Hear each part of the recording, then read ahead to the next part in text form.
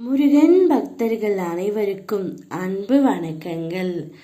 என் அன்பு குழந்தையே, இப்பொழுது உன் வாழ்க்கையில் நடக்கும் பாதி விஷயங்களுக்கு உனக்கு பதில் தெரியவே இல்லை.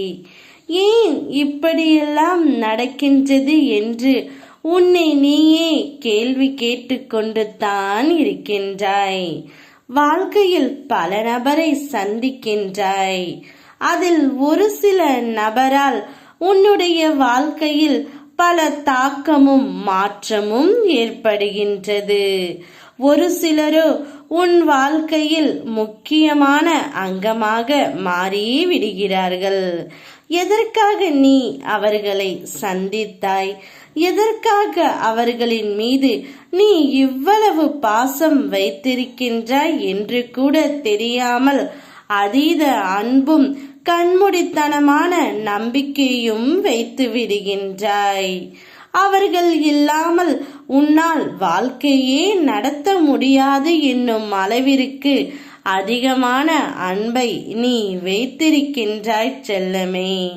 அவர்களுடன் நான் எப்பொழுது கை சேரப் போகின்றேன் என்று பல கேள்விகள் உனக்குள் இருக்கின்றது.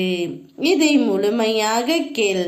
அனைத்திற்கும் விடை நிச்சயம் கிடைக்கும். இது உன்னுடைய வாழ்க்கையாக இருந்தாலும் உன்னால் அம்மா அப்பா என்று யாரையும் தீர்மானிக்க முடியாது. அவர்களை நான் அடையாளம் காட்டுகின்றேன். ஆனால் நீ தேர்ந்தெடுக்கப்படுவது உன்னுடைய நண்பர்களையும் உன்னுடைய துணையை மட்டுமே உன்னால் தேர்ந்தெடுக்க முடியும். ஆனால் அதிலும் பல பிரச்சனைகள் சூழ்ந்து இருக்கத்தான் இருக்கிறது.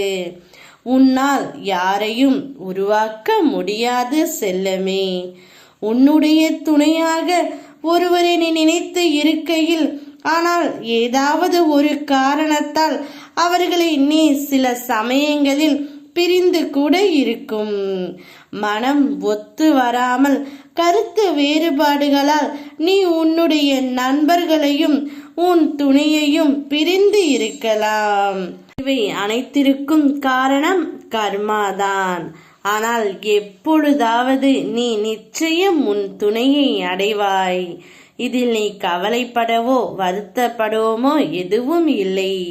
உனக்கென்று விதிக்கப்பட்டது நிச்சயம் உன்னுடன் வந்து சேரும். நீ யாரை மனதார நேசிக்கின்றாயோ அவரே இந்த பிறவியில் உன் துணை. நான் சேர்த்து வைப்பேன். மகிழ்ச்சியாக இரு. ஓம் முருகா.